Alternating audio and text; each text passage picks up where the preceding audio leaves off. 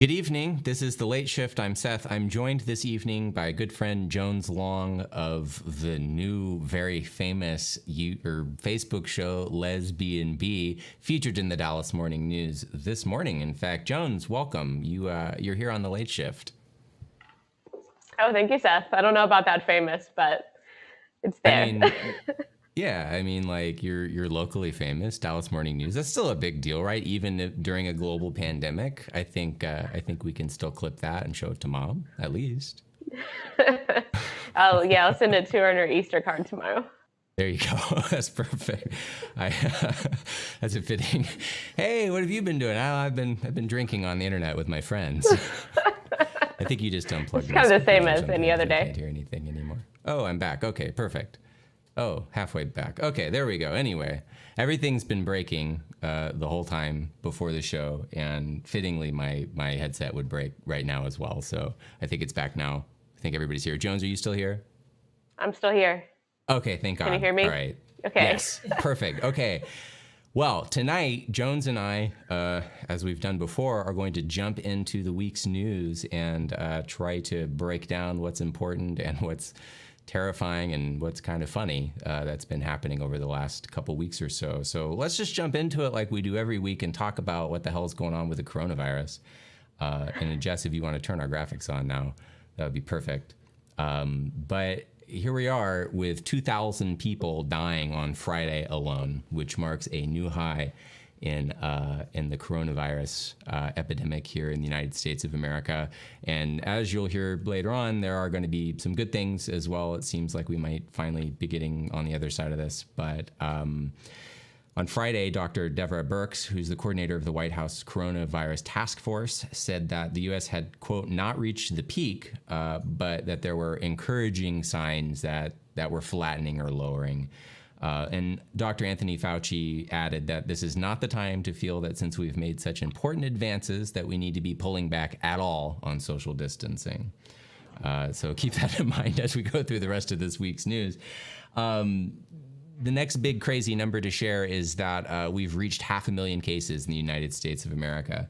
So right now, over worldwide, there's been 1.7 million people and more than 107,000 across the entire world. And we're at more than 500,000 cases now. New York alone has more cases than any other country in the world. If New York were a country, it would be leading the pack, which is kind of terrifying.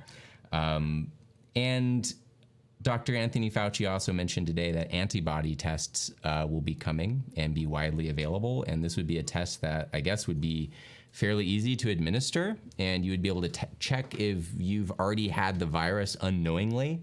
And this seems like it's the first step in trying to get people back to work. What do you think about that, Jones?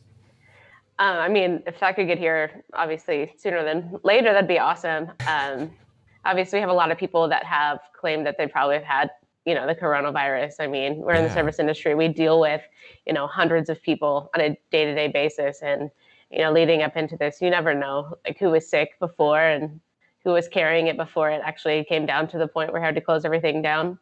So, I would definitely be interested in seeing that come here soon. And I think it would be obviously a great step to hopefully, being able to open back up in the next couple months. Yeah, and it sounds like Texas is looking at trying to get things opened up. And if there was a test that could show if you already had it, that seems like it would be a really good first step to all of this. But, it's kind of interesting that, you've got so many people that are claiming that they were really, really sick, and it wasn't like the flu. It was something similar to the flu. And I hear people talking about this all the way back into November, saying that they potentially had COVID. All of the scientists disagree with that, but this would be a really interesting way to start actually testing to see if people really have had COVID or not. I also think it's interesting that we've barely been able to test a couple hundred people a day in Dallas County, and now they're saying that they're going to have nationwide antibody testing available within the next couple of weeks. So either we're making some really, really serious progress here, or they're exaggerating. And I guess we'll find out really soon. I've never really seen the government move that fast, but no, we can be hopeful, and we can. We can hope it'll be here in a couple of weeks. But Yeah, for sure. And in Texas specifically, the governor has said now that, quote, the numbers that he sees in Texas are getting close to flattening out a bit. But again, that would be an advanced call, a premature call to make any kind of definitive statement about that. And he's referring to opening up the country and lessening the social distancing. And this quote was on Thursday. And so on Thursday, he said that we were kind of going to be stuck to where we are right now. To remind everybody, Dallas County is officially shut down until April 30th. There was a report last week that it was going to be shut down to May 20th, but that is not the case. That was a different vote that became very confusing for a lot of people. So officially, we're closed until the 30th. And it sounds like the government here is thinking about opening up sooner, as we'll get to here in a little bit. But I wanted to bring up this next story, which I think is really, really interesting. 6 states, including ours, are accusing the federal government of seizing equipment for treating coronavirus. And this just seems like, we're talking about government inefficiency here. We've got a couple random stories about that tonight, but this one is like totally takes the cake for me. States have been ordering their own masks, their own ventilators, their own personal protective equipment, all of this different stuff since March, when Trump basically said, hey, states, get the orders in, try to get as much of this stuff as you possibly can. But he also instructed FEMA, who is the government agency who deals with all of our emergencies, to do exactly the same thing. And leaders in Colorado, Massachusetts, New Jersey, Kentucky, Texas, and Florida are accusing the Fed of basically intercepting these shipments and stealing them and diverting them to the federal government. And so it seems a little bit like everybody's working against themselves right now. So the governor of Colorado, Jared Polis, is quoted here as saying, either you're buying them and you're providing them to the states, or letting us know what we're going to get, and then we're going to get them, or stay out of it and let us buy them. FEMA responded in saying that prioritizing PPE deliveries to COVID hotspots can have unintended consequence of disrupting the regular supply chain deliveries to other parts of the country. So it sounds like what's happening is that overall there isn't enough personal protective equipment, and so our own governments are all fighting for it right now. And I know personally we've been trying to walk around with masks. Have you guys been able to find any actual masks? Or are you guys doing the fabric mask, the bandana kind of thing, or do you just tie the necktie around, or what has been? I just kind of take my hair like this, and that's all I have, unfortunately, because we don't have any masks. We ordered masks, but they have not made it in yet. But I mean, I really haven't even left the house, so I haven't had a need for the mask yet. Did you guys just I'm not order sure fabric if masks? these are quite thick enough to actually be a mask. But if things got really bad, I mean, I could try it. I've got plenty of ties. Right across the... We ordered some. They haven't come in yet. I know there are hospitals that are, running out of masks in Texas, and other states alike. And it's kind of a frightening situation when you have actual doctors that are day in and day out in a hospital, can't even get a mask for themselves. And like that's obviously an issue. And of course it's like one of those, like a supply and demand thing. Obviously everybody went crazy and bought probably way too many masks for their personal use. And then they're leaving people on the front lines without them. Or if this whole issue with FEMA, like taking up more product than what they need is also, could be a contributing factor that is not really getting everybody on the same page and, running things smoothly. No, but it's really that's crazy. Also, it's also why we don't believe the government's going to have testing in 2 weeks. Yeah, unfortunately not. I do want to mention 2 other related stories that are kind of weird. One of them is in Japan, which I think is kind of cool. Part of their economic stimulus is to basically pay Japanese companies to move some of their manufacturing out of China and back to Japan, which to me seems like the best possible version of government stimulus. Is we could actually pay to have some of our medical supplies just made here instead. That seems like that would really, really help our security.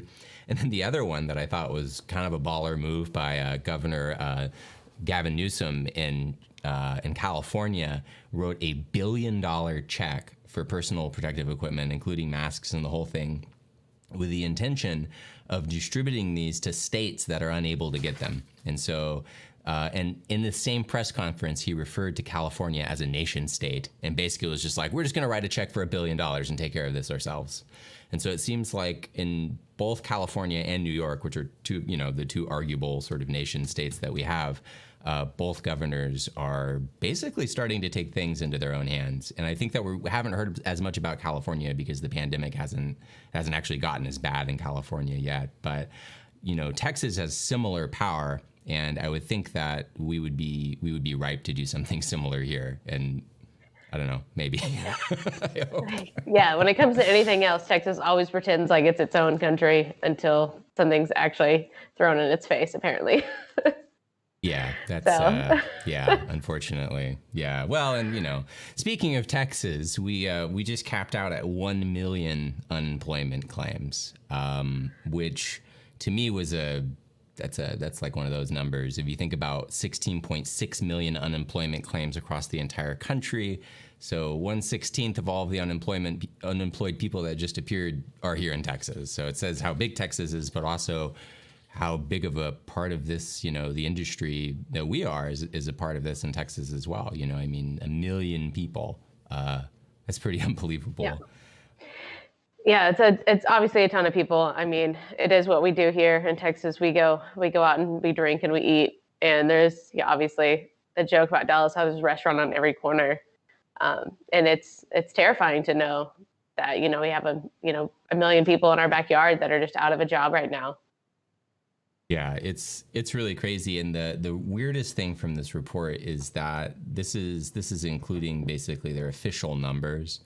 And this is mostly people that have been able to do this online, but they're not even counting everything yet. And so right now they say that they've processed 72 weeks of claims in 25 days, basically.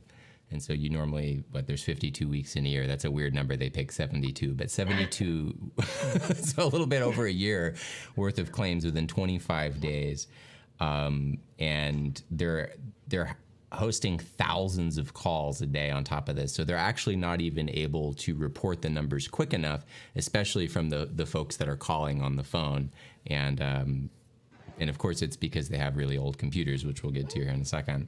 A little bit of good news to interject here, though, is that apparently the $600 boost to unemployment sounds like it's actually going to start next week. Have you heard about anybody already receiving unemployment checks? Are you guys? I've heard of a couple of people already received their unemployment checks. It's definitely the people that were probably first in line to get through. Obviously, the website has been a nightmare and is crashing extremely often as far as like trying to get your unemployment processed. And then of course they have all the kind of procedure set up. You're only supposed to claim your money during this day and however process it is. But I mean, when you think about it, like when they're trying to take 1 million claims and they're getting their phones probably just never stop ringing. You can't, I mean, you can't get too mad at them. I mean, everybody obviously does want their money and they want it now, but it's just one of those things that they were obviously not prepared for this pandemic, just like most anything else wasn't. Yeah, it's nuts. So, but one of the things that is a little bit of a silver lining here is that the benefits, the additional $600 benefit, which is the federal add-on, started basically becoming available the week ending April 4th. And you can apply for your benefits kind of at any time, and you're not going to lose out on the benefits because they're going to be backdated. And so if you lost your employment, you'll be backdated to when you lost your employment. And so you won't lose out on any money. You might just lose out on time, which kind of sucks. These benefits have already been extended until July 31st. And so anybody that's unemployed in Texas that's receiving TWC benefits is going to get this additional $600 a week just right on top, which is kind of interesting. $600 a week is $15 an hour. And our minimum wage in Texas is $7.25. And so they're actually adding on an additional $15 an hour on top of your unemployment benefit. And for most people, your unemployment benefit's going to be between maybe $250 to $500 a week. And so this is going to get most people between $750 and $1,100 every week, which actually sounds not too unreasonable. I think the big question would be is how long this whole thing will actually go down, right? So this has been extended through July, so we've got all of April, May, June, and July with this additional $600 a week benefit.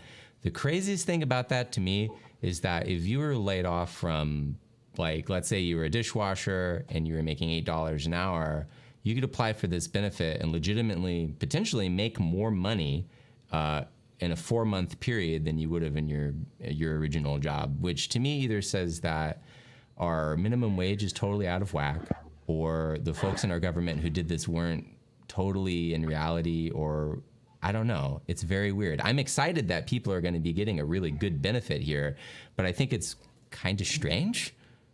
It is strange. It is nice that they realize that, you can't really live off of a $300 paycheck a week. I do think that people could technically live off of $750 a week, especially without being able to go out and spend money.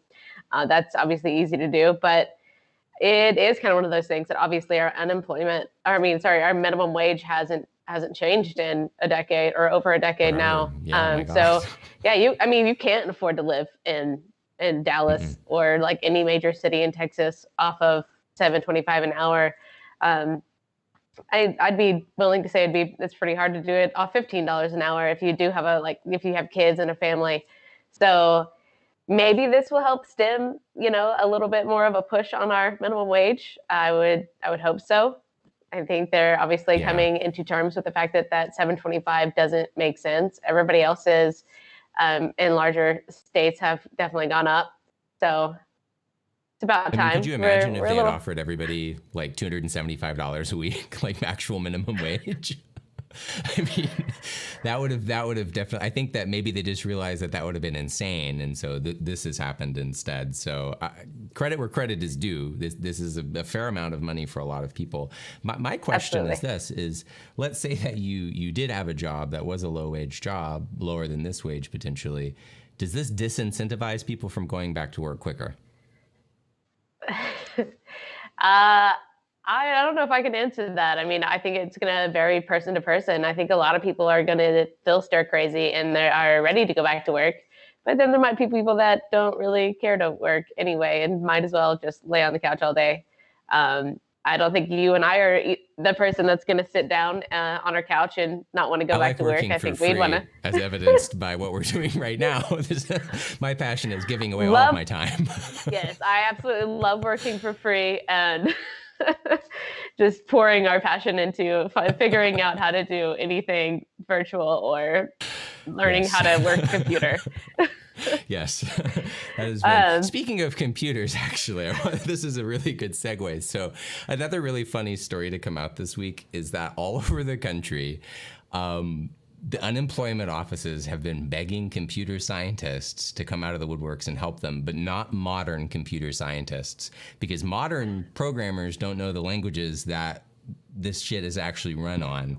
1,000 years ago, when I first got a computer, when I was very young, was even after these languages were still being used. I mean, these are the languages that like the original banking systems were all programmed in, called like COBOL, like COBOL, like before C and C+ and C# and whatever the hell JavaScript, I guess everything is now, right? And so if you were a programmer from the 80s and 90s, you might actually want to reach out to these guys and help them out, because apparently they're running on old school real mainframes.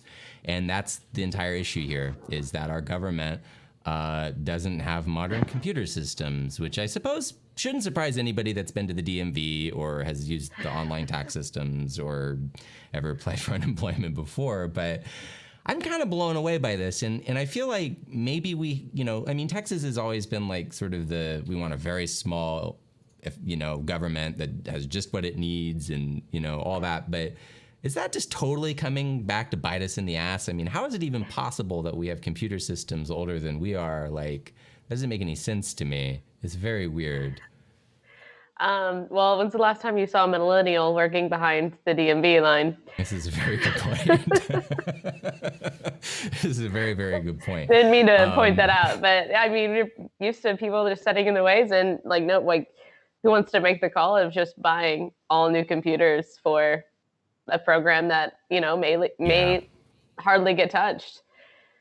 Well, and I think that, people have been looking at the unemployment system, and even people in our business have been looking at the unemployment system as something that was really for, folks that are lazy or lost their job or whatever it was, and not for me or for us, and it was never really a system that we had thought about like, oh man, we need to make sure that our unemployment system is really good. Like, we don't talk about that shit here, And I think that I'm always maybe going to have a job. yeah, I know. Like forever, anybody in our business knows, well, I lost my job. I'll just walk across the street, get a new job. No big deal, There's never even any time to apply for unemployment. But I think that, where we are now, hopefully people are starting to realize that, maybe we should use, one modern Dell Blade server could probably run the whole system. No big deal. It would be like super trivial. So as part of to combat the fact that they're totally backed up, they've tried to confuse us even more by basically saying that depending on your area code that you live in Texas, and that your phone is actually, so I've got a 214 number because I'm OG, I would be allowed to call on like Tuesdays, Thursdays, and Saturdays, for instance. So here's the deal. Basically, I have an area code beginning with 9. You're supposed to call on Wednesdays or Fridays between 8 a.m. to noon. And if you have a 3, 4, 5, or 6 as the first number, then it's Monday, Wednesday, Friday, from 1 to 5. If you've got a 7 or an 8, it's Tuesday, Thursday, Saturday from 8 to noon. I mean, at least they're open 8 to noon.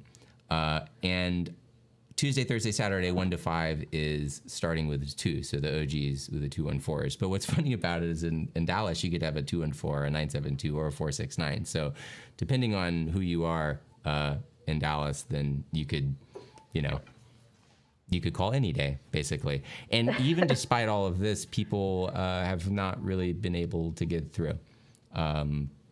So that's unfortunate. And we have the extra information on the next slide as well, if you want to go to that for the other numbers, just in case anybody's curious. And if you wanted to show a slide of COBOL, feel free. I don't mind. Show whatever you want. So I think that the real strategy here is probably still applying online. I think that the phones sound like a bad idea generally, unfortunately, just because we've got, everybody's lines are all jammed up anyway, and it's not like this is a 24-hour number, right? And so everybody is trying to all call at the same time, basically, no matter what. I also think that, if you have access to the internet, it's more rare to have access to the internet than it is to a telephone. And so I would imagine that would probably be the default choice for most people.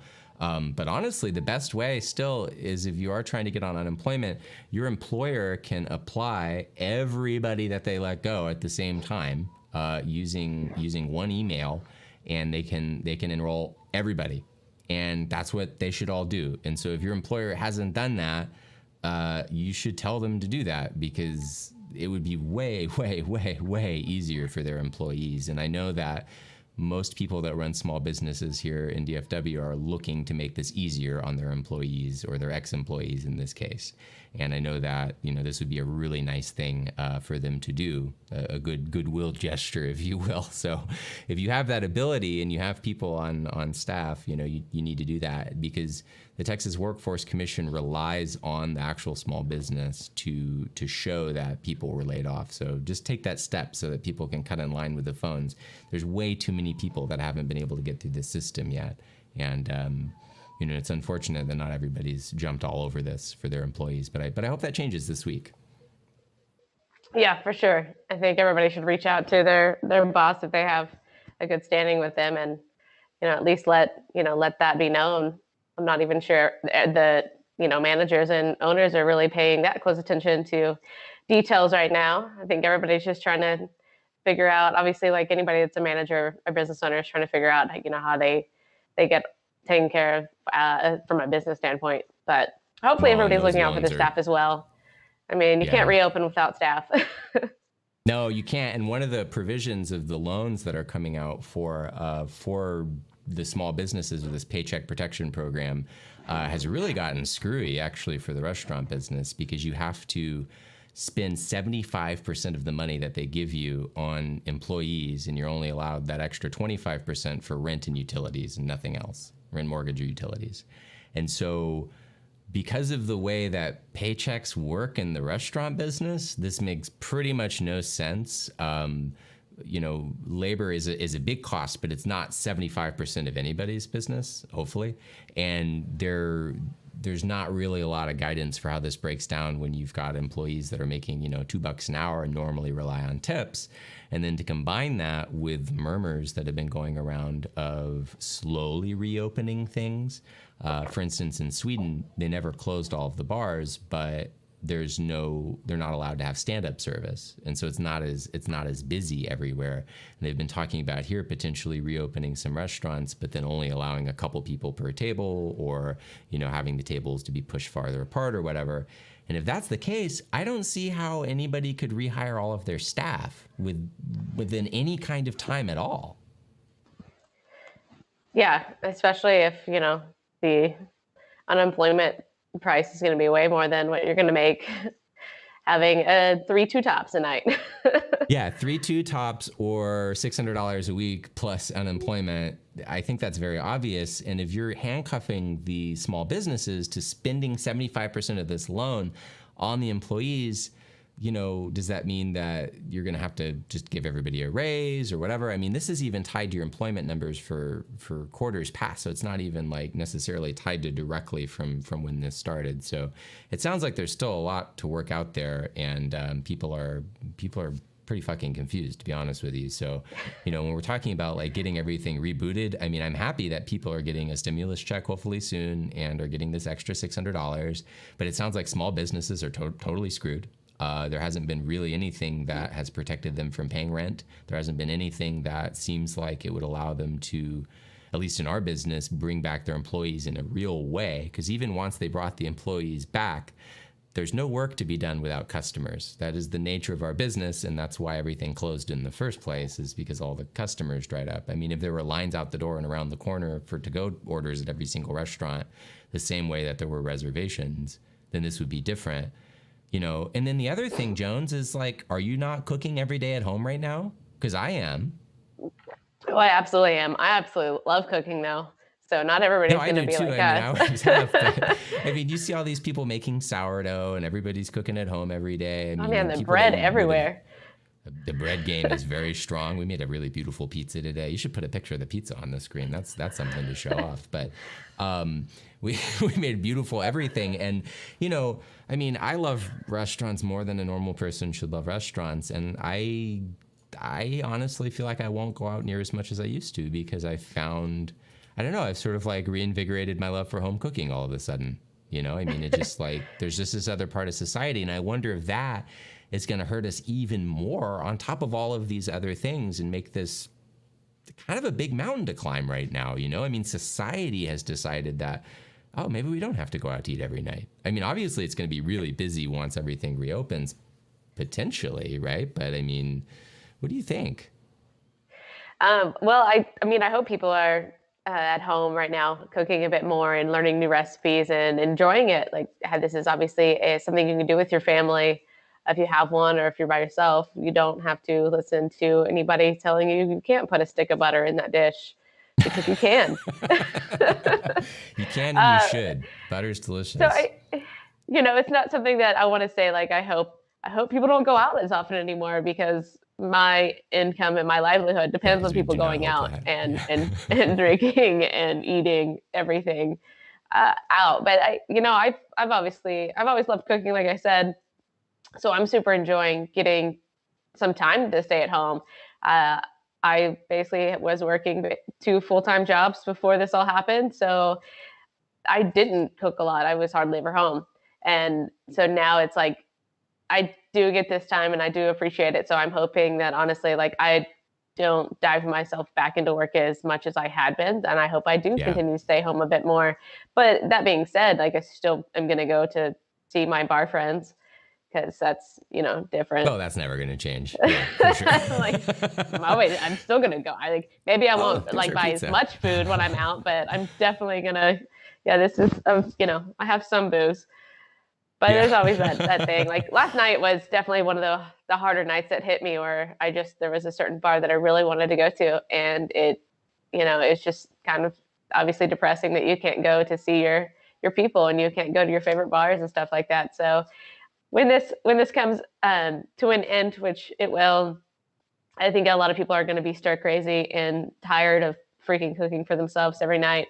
So I do think we're in, at least in the city we live in, we'll be able to get back to business. Maybe not quite where we were before, but I think we'll be a city that will recover from this a lot easier than many cities will. Yeah, I mean, we did in '08, we did in '01, and hopefully we can continue that trend. Um, Jones, let's talk about social distancing, using distancing today. I read probably one of my favorite articles of the week. The CEO of Walmart has said that we have officially passed into the hair color buying phase of panic buying. And everybody is going nuts and buying hair color, hair product, hair trimmers, clippers, scissors, the whole thing. On my local next door in my neighborhood, there was somebody that posted begging for somebody to come cut her children's hair and saying, you can stand in the yard and trim their hair. And then there's just this torrent of people under, including me, saying, for the love of God, do not do that. But one of the top comments was somebody saying, hey, just go buy some clippers. And so this is another one of those things where, we're talking about people that are really suffering right now, and anybody that does hair has been legally barred from doing that at this point. You can't go do it. And now that people are going to cut their own hair, I feel like we're passing into this whole other thing. So that was this week. But what was really funny about the article is they sort of tracked week by week the different panics that we've gone through. So the first one I think was really obvious. Everybody started buying hand sanitizers, soaps, and disinfectants, right? Apparently toilet paper was actually week 2. So in week 1, ending March 7, so going all the way back to the first week of March, hand sanitizer went up 470% year over year, which is insane. And that was before everything started closing down and all the real panic started. That week, that's when the toilet paper went out. So that was the week that ended March 14th, and you'll remember everything kind of started closing on the 16th. And so that week, toilet paper went up 519%, and the toilet People paper just mills started peeing a lot more. Yes, their pants mostly. Terrified. People. Apparently, the mills are running as fast as they possibly can. And so get this, we can't make any more. People are buying toilet paper as fast as it's being made, which is impressive. So eventually that'll obviously slow down, hopefully, if everybody's bladders are in check. And then we get into the fun ones. So weeks 3 and 4, the big spikes were spiral hams, which I guess makes sense because of Easter, and baking yeast, which is quaint, I think. That goes back to that bread comment. On yeast. Yeah, so hams went up 647%, which is hilarious, and yeast went up 457% over the same weeks last year. So it's everybody was still making bread and eating ham for Easter last year too, but not near as much as they're doing this year. And so to our point earlier, you want to talk about people eating at home and cooking at home and doing these things. We've got ham sales that are just through the fucking roof. We've got yeast sales that are just through the fucking roof. And it sounds like people are actually getting pretty legit here, because I mean, like, if you're buying yeast, that means you're actually making something with some level of difficulty. Like, that is not an ingredient that people just we need some baker's yeast. Yeah, totally. Like, maybe it is. I don't know. But that's that kind of blew my mind. I don't think I've ever heard of a yeast shortage. That's the ingredient you find in the back of your pantry and forget why you bought it in the first place. Yeah, and by that time it's all deactivated anyway. You know? So it does have an expiration date. And this will be the really funny thing too, is like, I bet you, in 10 years, people will still have the yeast that they bought from COVID-19. You know what I mean? Yeah, especially if they bought like the actual jar instead of like the individual packets. Yes. Yes. And we always buy the jar, but I mean, even ours will go bad before we use the whole thing. And like, we legit make some bread. So I think people are going to be disappointed when they still have this in like 20 years. And then of course, this week, the big one was hair clippers and hair dye. What do you think is going to be next week, Jones? Oh man, that's a tough call. First of all, I honestly did not support. I was not one of those. I was not one of the statistics for any one of those. I have not bought any of those yet. So yeah, we bought some yeast, I think, but that was it. Yeah. Sorry, we no, we already haven't bought bought any it. of Yeah, that yet. no, we were prepped. Yes.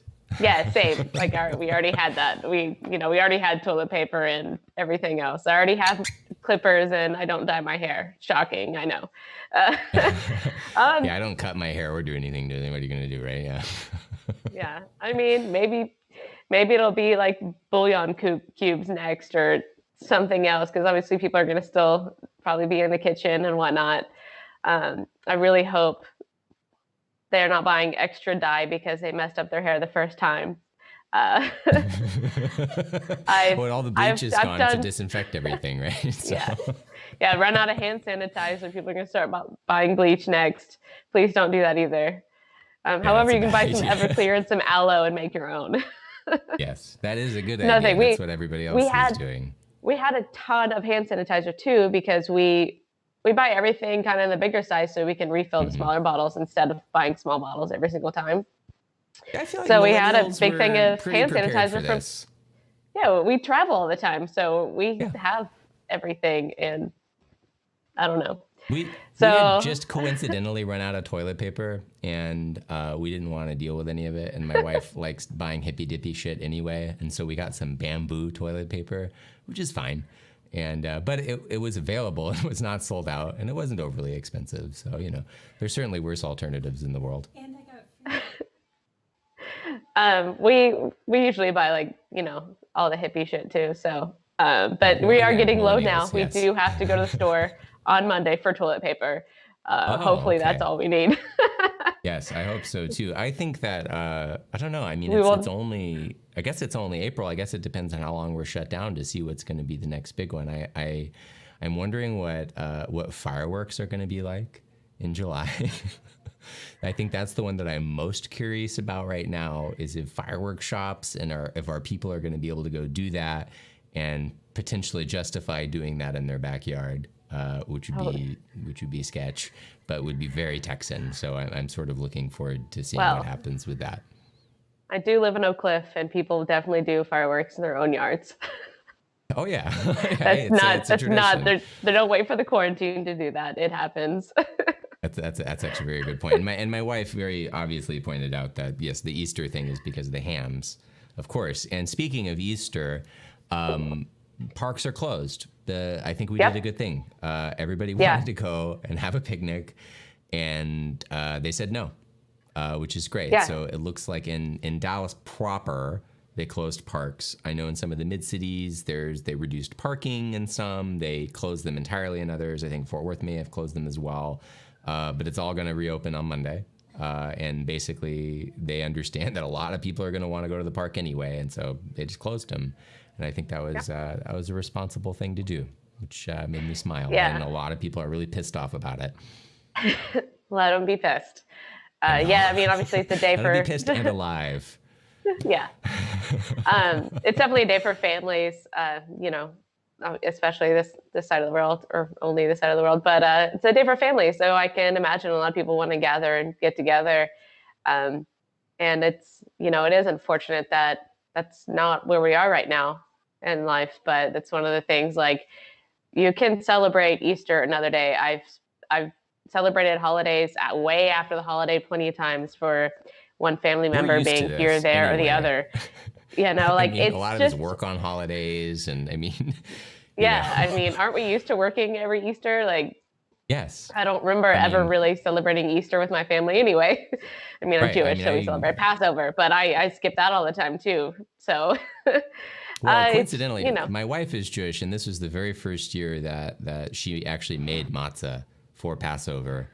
And we've never even, I mean, in the time that I've been with her, we never even had the boxed matzah in the house for Passover either. So like, this has been the most Passover we've ever had, and it was only matzah. Unfortunately, it wasn't like a big event or anything. But Matzo ball soup is too. and matzo ball soup is coming up next apparently, so I'm looking forward to that. I mean, obviously.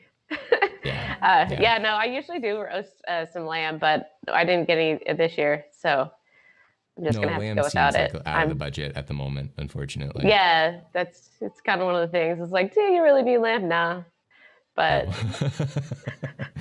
Yes, indeed. It's also because we're a little short on room in the freezer right now anyway, because we did buy a bunch of meat and stuff.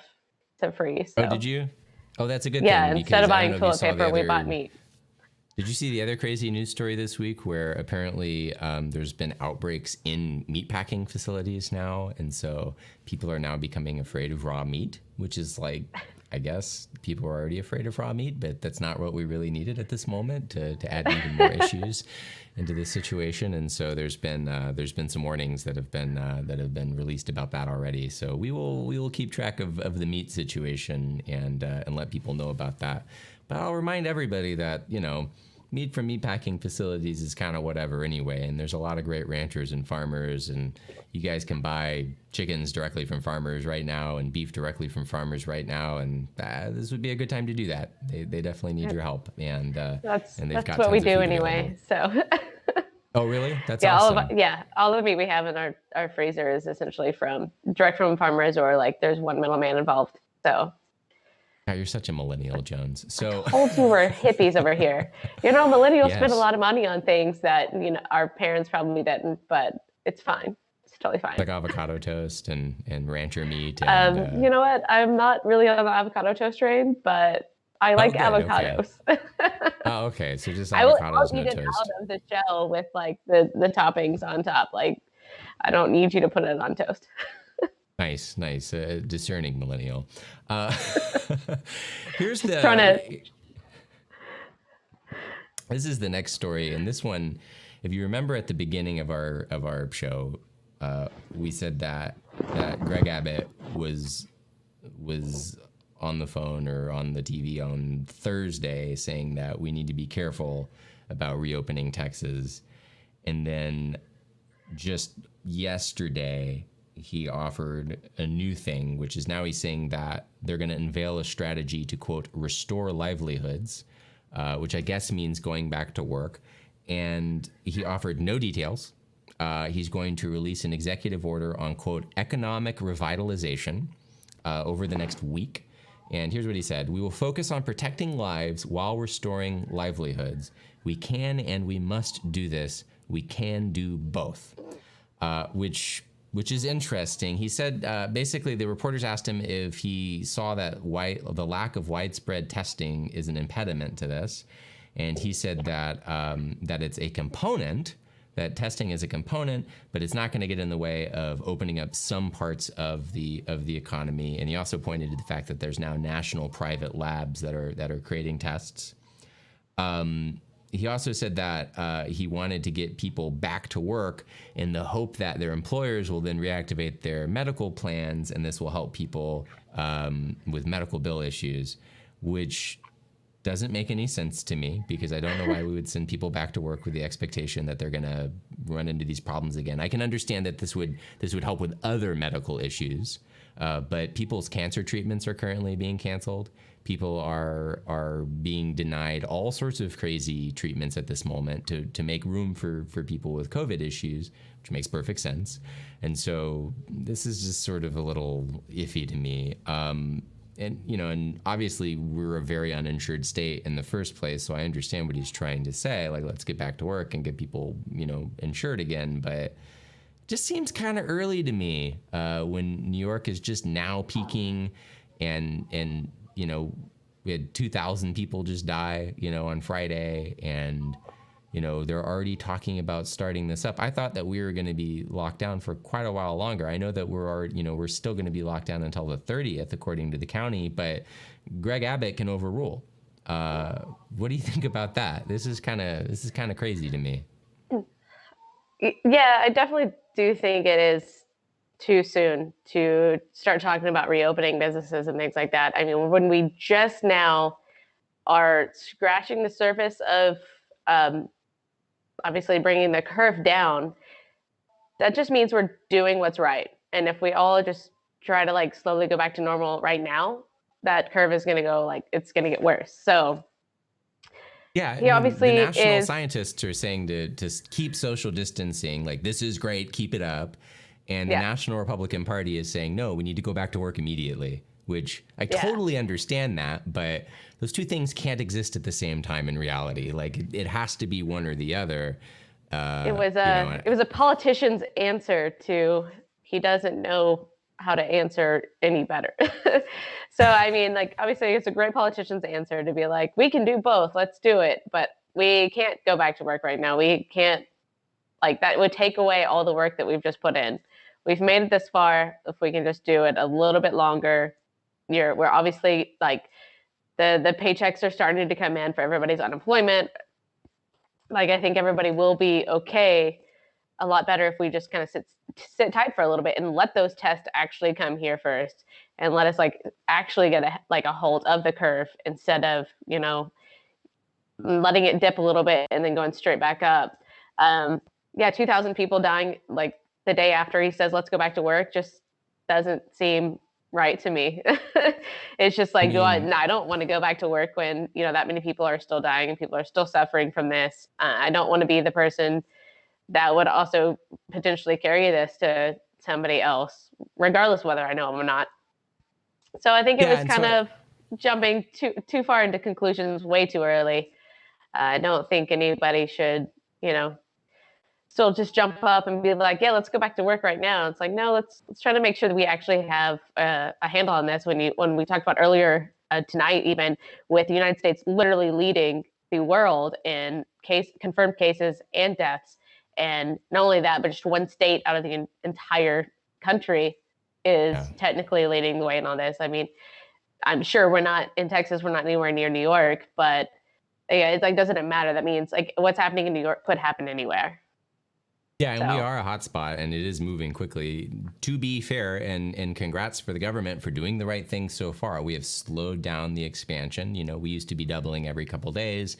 Now we double every 6 days or 6.5 days, which that's not a long time. I mean, doubling the amount of cases every 6 days still means that in 6 days we're going to have double what we have right now. And so, okay, and then maybe we double every 4 days or every 8 days or whatever after that, and every 10 days after that, and that is progress. But we're still talking about exponential growth, and that scares the shit out of me. And then the other thing is, like, I could understand if we had testing, but it doesn't seem realistic that we would be able to get all of these people tested quick enough. I mean, even if you just took the, million people that we needed to test in Texas that have applied for unemployment, the people who have lost their jobs, so you wanted to let them go back to work potentially.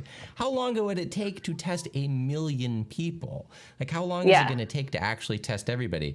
To me, this says that either they're not planning on doing that and just sort of saying, like, maybe people that are in risk groups stay home. But then what if you live with somebody in a risk group? I mean, this seems so disproportionate. No, it's going to come down to what your phone number starts with.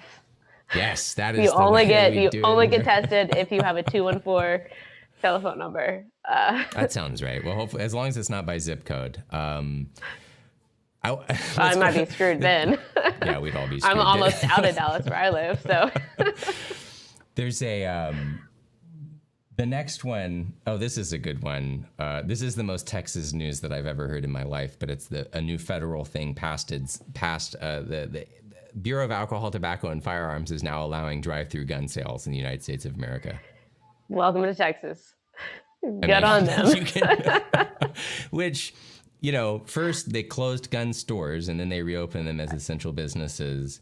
And then people didn't want to wait in line, which, again, this makes perfect sense to me, actually. And so I will say that I think that this makes sense. I think that if you're going to let people buy guns right now, then yeah, it should be through a drive-through, because there's no reason that all of the people that are out buying guns should then also be exposed to coronavirus, because that makes no sense to me. Like, if you're going to let people buy something, at least make it safe, right? So as funny as it is to have drive-through guns. Now, I'm curious why we're able to have drive-through guns now, but we don't have drive-through liquor. You can't do margaritas to go yet, outside of a sealed tiny bottle, right? You can't do a mixed drink to go, but you can do drive-through guns. I think that's a weird priority here. Yeah, well, obviously we're under a state that's got a lot of the blue laws that have governed for a little too long. It's still illegal to sell booze before noon on Sunday without first selling food. Yep. Which makes no sense, because you're not, just because it's Sunday means you aren't allowed to get drunk before noon. not even drunk. You're just not allowed to have a margarita unless you order some food first, and that doesn't make any sense. So, I mean, I know a lot of people have been pushing back on TBC right now and trying to get some of these things changed, or whatever. And the whole fact that bars and restaurants actually being able to serve the mini bottles to go now was obviously a huge step. But I just it's gonna be funny to see how TBC reacts when we do go back to being open, if they take that back away, or if they start to kind of realize that our laws are a little behind on times here in Texas. Well, yeah, and it seems counterproductive in so many different ways. I mean, even like from a sustainability perspective, like, does it make any sense at all to have to be forced to buy cases of tiny bottles when you already have big bottles that use less packaging and are cheaper it just doesn't even begin to make any sense. And I realize this is just a Band-Aid in this moment, but what a weird world we live in. Drive-through guns and to-go mini bottles of liquor, and in Texas of all places. It's a strange place. And then the governor wanting us to go back to work to get health insurance, which we don't get that anyway. No, we don't. Exactly right. 80% of bartenders nationwide do not have health insurance, by the way. So this doesn't affect us anyway. How about on to some good news? Maybe some good news. I mean, drive-through gun sales, this is absolutely some good news, but we have some even better news. Coronavirus deaths are shrinking. So the estimates are shrinking. Deaths are growing, but the estimates of the total deaths are shrinking. So this means that we are flattening the curve. Everybody pat yourself on the back. Give yourself a round of applause. You're winning. We're winning the But that fight does not mean go out and celebrate in the street. No. Don't celebrate with people. No, stay inside. So from March 26th to April 8th, the number of projected deaths went from 81,000 to 60,000. That's a big change. And then on April 8th, the Institute for Health and Metrics Evaluation reduced the total number of hospital beds that it predicted that we would need by 166,000 down to 95,000. So originally they were thinking we were going to need 262,000 hospital beds nationwide. They're thinking now we only need 95,000. And so to me, that's an incredible change. I mean, I feel like it can feel really shitty to sort of sitting inside and watching the news of just new case after new case after new case after new case. But when you read something like that, when the initial estimate of the amount of beds that we were going to need nationwide was off by 2/3. I don't know. Maybe we are overreacting. I mean, that's a really big difference. And they're saying the same thing about ICU projection. Now we're down to 20,000 from 39,000 projection, and the same thing with ventilators, down from 31,000 being needed to 16,000 being needed. And so that's pretty solid. I feel pretty good about that. Here's my favorite news of the whole day. Jones is on the newspaper. I hope everybody saw this. There's an awesome article this morning highlighting a lot of different bartenders and bar folks around Dallas. I'm sure anybody that's been on Facebook has noticed that all the bartenders are doing what they do best, making drinks and talking to people on camera, although Jones likes to cut her head off for some reason. You need to show yourself more. I should have done that for this segment. I know, that actually would have been pretty funny. Jones, the headless bartender. But we have a picture here, and I think it's a really great one of them at Lesbian B here. And so how did this picture? Did somebody do a drive-by and shoot with a long lens here? Did you guys set up a tripod? We had a drive-by photographer. Really? Literally, yes. That is amazing. So they obviously news still has to news. I guess you could say, and they reached out to us and they wanted to send a photographer over. However, they do, obviously, during all of this, no photographers allowed to go inside anybody's house. Mm-hmm. They're not allowed to basically touch anything or do anything. So they sent a photographer over, and I was like, well, it's cool. We have a backyard. Go around back, and we'll just set up there. She didn't touch anything that that belonged to us. She came in, amazing. She wore a mask the whole time. She, shot a couple of photos and left. And it was just kind of one of those very awkward, you wave by and you're just like, wow, that's how life is right now. And I mean, I super respect that they are obviously taking care of their photographers and themselves as obviously a news company, but then they're also just making sure anybody they're coming in contact with also feel super safe. Like, like we didn't want anybody that we didn't know coming into No. our house. So when we got on the phone, she was like, "This is like the procedure, blah, blah, blah." And I was like, "Okay, yeah, we can do that. We can." I was like, "We have," like, she even said, she was like, "I can come and like take photos from like outside a window." And I was like, none of our windows are going to work. Like, if you've ever been to our house, like our house is very oddly built, but I was like, we have a huge backyard. We'll bring everything outside. You tell us where to set up. And that's essentially what we did. And so That's yeah, pretty we did. amazing. We can't take credit for that photo. I'm impressed. I'm impressed. Can you tell us a little bit about Lesbian Bee and kind of what you've got going on there? I know that you just started a Facebook page for it today because you had a deluge of friend requests wanting to watch this show. So I wanted to let everybody know who's watching where to go find it as well. While you're here, just tell us a little bit about what you got going on. So Lesbian Bee, it's obviously le would be the French for the, but it's also short for lesbian. So we have Lesbian Bees, which is so what much I've clever called our now. house. Okay. It's fine. It's always what I've called our house, because we have like a guest suite downstairs. So friends will come, stay over, whatnot. And so we started to do these videos during quarantine, obviously as a way to, keep active, keep busy, and just kind of do some entertainment for some of our friends that are all out of a job. So yes, now we have a Facebook page called Life at Lesbian Bee, so I can stop, completely putting all these videos on my own personal page and start to hopefully separate the two. So people can obviously still find them publicly online. Most of them, they're not great videos. They're obviously not great production or anything. They're just supposed to be kind of fun, enlightening, and take your mind away for 2 to 5 minutes away from all the stresses and things people are going through right now. Well, I think they're pretty great. They're very charming, and one of the fun things about the internet, I mean, especially to be alive when we're alive, is like, you want to be on the internet, just get a phone and point it at yourself and talk, and that's enough, right? I mean, and you guys are doing a great job at that, and it's just so funny to see the newspaper, send a photographer to stand on the other side of your yard to take a picture. But you're producing a show from your house that then gets blasted out to all these people over the internet, and so there's just sort of this disparity between old news and new news and the way that it really works, right? That's actually what it is. That's real. People will definitely watch some videos on Facebook, probably more than they will sit there and read the news, unless it's news they found on Facebook. That's right.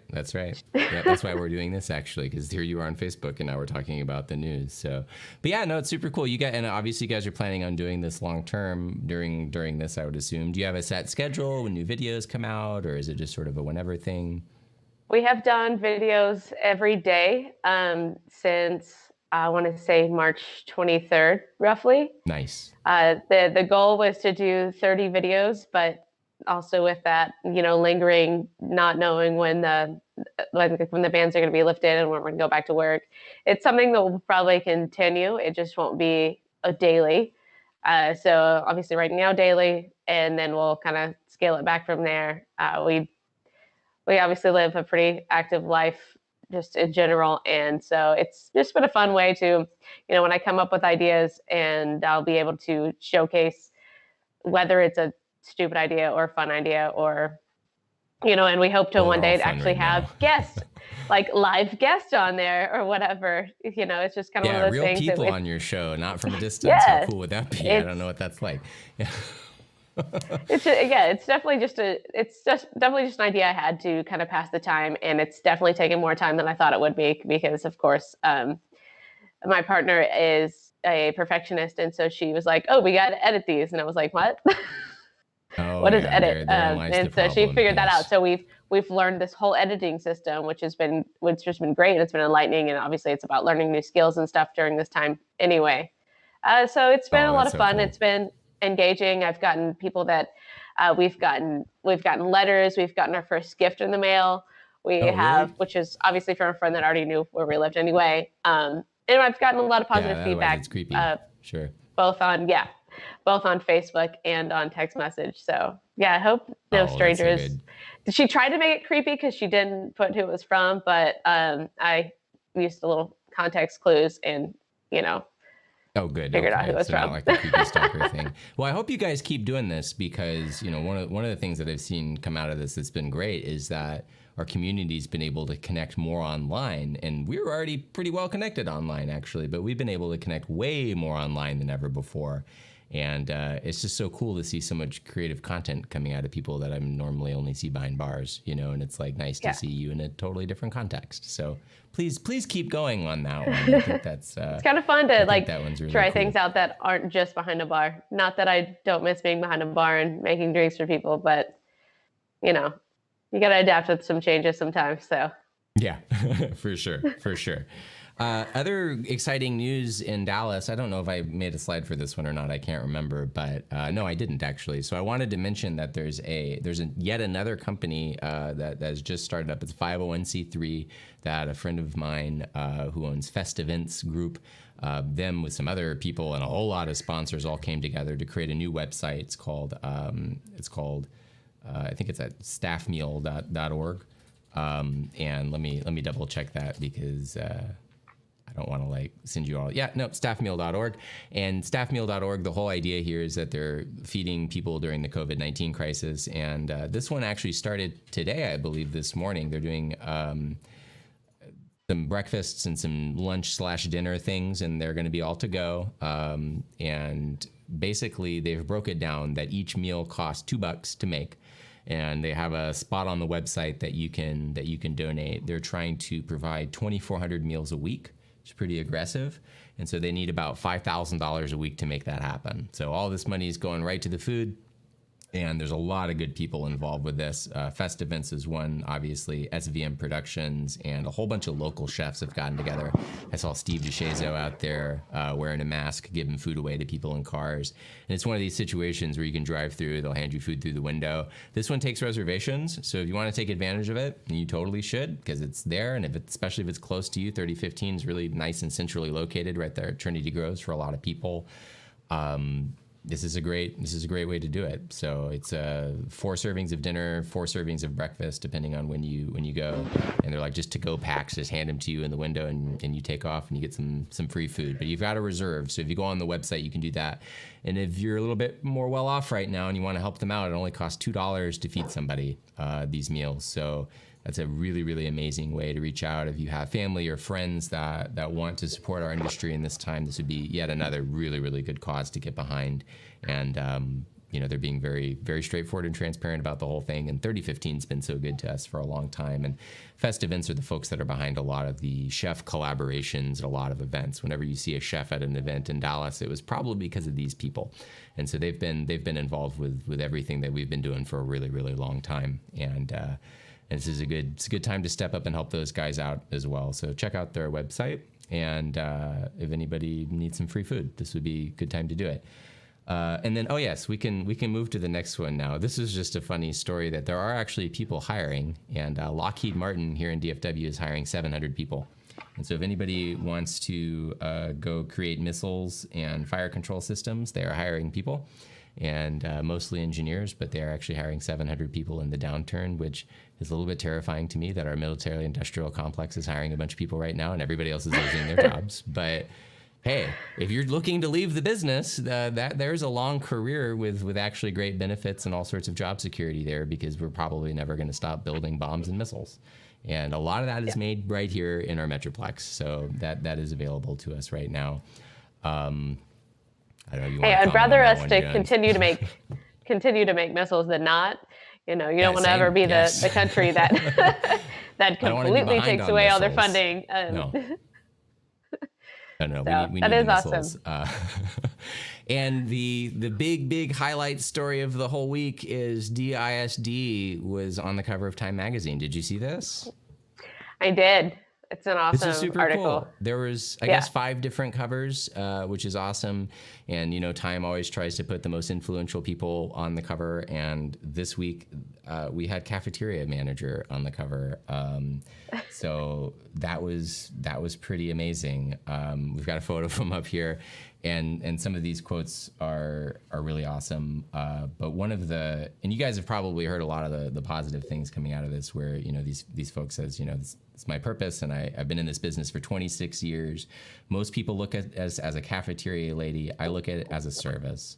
If there wasn't an epidemic, we would all still be serving kids who probably would not get another meal until the next day. It is an honor for us to serve those kids.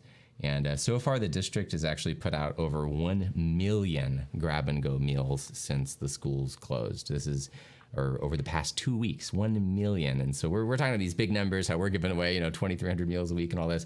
DISD is doing 1 million for kids right now. That is unbelievable. And if you look at these women, they're not wearing actual personal protective equipment. They're, they don't have all the things that they need. And also they're scared. I mean, and when you dig into the article, they're talking about how their kids are telling them, hey, like, you shouldn't be doing this. But, at the end of the day, like, this is pretty fucking cool. I'm really proud that we've got that here, and I hope that all of this focus on food and feeding people and food security and all of these issues don't go away once this is over, because I mean, this seems to be a reoccurring theme as we talk about COVID, is food security. And we're in food and beverage, and so like this is something we tangentially think about all the time, is like, where do people eat and how do people eat?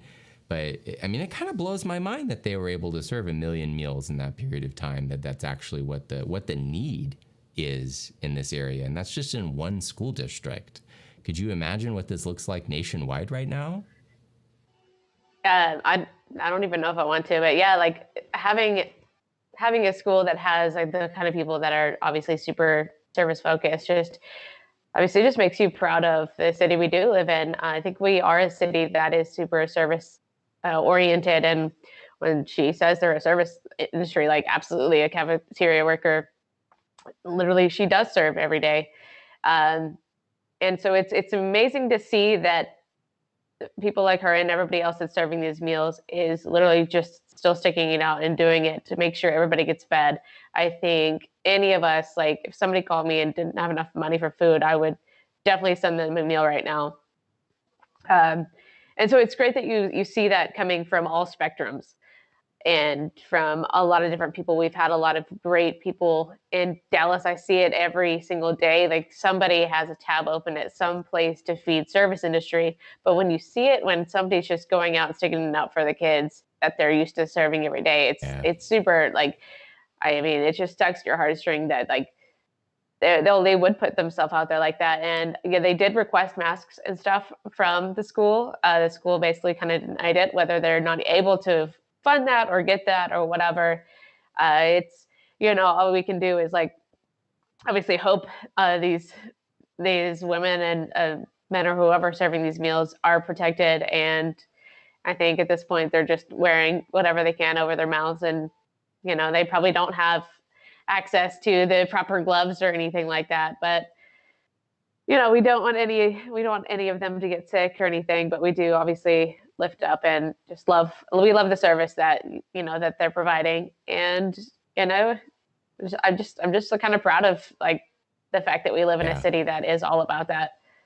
Yeah, it's pretty amazing. On one hand, it's like, okay, so you've got these folks that, I don't know if you remember school, but people weren't super nice to cafeteria ladies. I mean, that wasn't like a thing. I mean, I'm trying to be nice to everybody, but like, it doesn't seem like a super glamorous job. But it's really amazing when you start to understand that like, kids are kids, and kids got to eat, and these women love these children and are doing this because they feel like this is their duty and purpose to get out there and make sure that they have something to eat, because they know that they can do it, and who else is going to do it, right? I mean, this is something that has to get done. So on one hand, I mean, you can look at this and think like, damn, we live in an amazing society where everybody's ready to band together and help at the drop of a hat.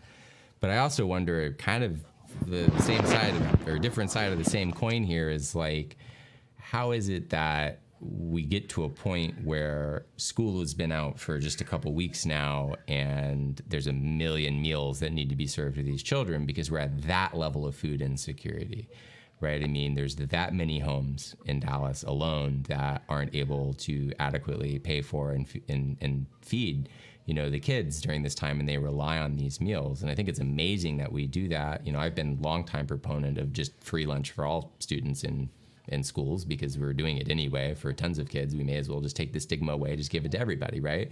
And then we could also push for the food to be better at the same time, I would hope. So, in some ways, it's like, I wonder if this is going to start making us think about food insecurity as like a real thing that affects everybody now, or I just hope that we don't go back to the way it was last month, because this story is amazing, but it also scares the shit out of me that this is where we're at, that level of food insecurity in this very, very, very short period of time. Yeah, no, that is insane. And I'm 100% behind you on the fact that we should just make school lunches free for everybody, and if your kid is going to want to complain about the school lunch and they don't like it and you want to succumb to that, then you can make them lunch every day or whatever. But yeah, send them with a burger or whatever people do, Taco Bell or something. I mean, that's fine if that's what you want to do. But I mean, this really shows the level of insanity that we're looking at right now. Of like, there's that level of poverty, there's that level of hunger, and and this is obviously a really amazing, necessary service. So thank you, DISD, for doing this. This is a really incredible thing that's happening, and we're very proud that we even get to talk about this in our city. It's kind of amazing how much good news is coming out of Dallas these days. Even things like Jones being in the newspaper, to these women serving the million meals, to all of the different charities that have come out of nowhere. Furlough Kitchen, of course, the guys at 80/20, Hurt That Foundation, Everybody Eats, what they're doing, and now these guys at Staff Meal. On top of all of the different people that are just opening tabs all over the place. I think Hyde almost always has an open tab coming from somebody that people can go and eat. And, that's pretty cool, and I think that if anything, we can feed each other, and we can hang on to each other and try to get through this, Jones. I think that, even though nobody has a job, at least everybody's still looking out for each other. No, absolutely. And I think it does come down to the fact that I think we all realize not one person can get through this on their own. Like, we do need each other, and this is definitely a time to come together as a community. And that's definitely what we've done. I don't think anybody should be out there sitting like, how do I get through this? If you're having that thought, call somebody, call anybody, because this isn't just a one person thing. We're a community. And so if we're going to get through this, we're going to get through it together. You're not going to be on your own. We're going to, we got to figure something out, but it is nice to. It's a really good point. That's a really, really good point, and I'm just going to reiterate to everybody out there, the only reason that we do things like this, sit on the internet and talk about the news, is to remind people that you're not alone, and there are people that are just as concerned about these things as you are, and just as confused about them as you are. But also, we want to make sure that people are connected with this stuff. If you're shy to go out and get a free meal, please stop being shy to do that. One, your friends out there are going to love to see you anyway, from a distance, and if it helps you pay other bills, there's no reason to pay for food right now. So I hope that everybody can take advantage of that as much as possible for as long as this goes down. And I'm hoping that this next week in news brings a lot of good news. We're going to be looking out for people receiving their $600 supplements. We're going to be looking out for these $1,200 checks that the IRS has said have been started to direct deposit today. In fact, they just tweeted out right before we started the show. And so people may be getting their stimuluses right now. If you have not filed taxes in the last 2 years, they have actually released a platform for you to do that very easily on their website, so you can still get this money. And so do not leave this money on the table. This is just free extra money from the government for you. And so please take it and pay your bills with it, because that's a good idea. Remember that there is an eviction moratorium here in Dallas until for 60 days, I believe. And but that doesn't mean that you can't pay your rent. And so hopefully this stuff is coming in, everybody can get caught up on all their bills, and our industry can be big and strong coming out of this, because that's what it's going to have to take, I think. There's not really a way for us to drag this on forever, but we need to make sure that we're not seeing a lot of homeless people and a lot of hungry people. And so if anybody needs help with those things, help exists out there. And we're doing the best that we can to reiterate that. Our website, shiftdallas.org, has a list of resources, including free help with evictions from local lawyers. And I'll remind everybody to watch Lesbian B. I'm going to subscribe to it right now. And You thank can you do all for that. It joining will us. not help you pay your bills. I promise you. No, Lesbian B If I will not wish help I you pay your could. bills. But it will make you smile inside. And so anyway, thank you all for joining us tonight. And Jones, hopefully, will be back with us next week to talk more about the news. And I think we're going to take tomorrow night off because I need some sleep. But Yeah, everybody needs a day off. I do. I've got a beverage class in the morning on Mondays. If anybody wants to join, we're going to be talking about wine with two people actually out of New York City, which is very cool. I they've would got love this to join beautiful that. view of the city, and two super high-end sommeliers from Dallas or from one of us from Houston actually originally, and they're both in New York now. And we're going to be talking about wine and restaurants on the Beverage Management Happy Hour. So if anybody wants to join that, that's some weird other shit that I do. You can find it on my site. And we'll be back with more Shift stuff on Monday night with Amanda Van Hoosier, one of my favorite farmers of all time. She grows flowers in Coppell and does all sorts of amazing other things. And of course, I want to thank you again, Jones, for being here with me tonight. Thank you, And, Seth. It's always a pleasure. This is always so much fun. Yeah. Yeah, I this is have great. fun, I and may you have to sit dress here up and- next time. I don't know. I'll go find my ties. If you dress up, I'm going to wear a t-shirt. I'm just going to throw that out there. Okay. Well, maybe we'll do that next time. All right, everybody. Thanks so much for joining us tonight, and we'll catch you on Sunday night or Monday night. I won't be here tomorrow night. Sorry.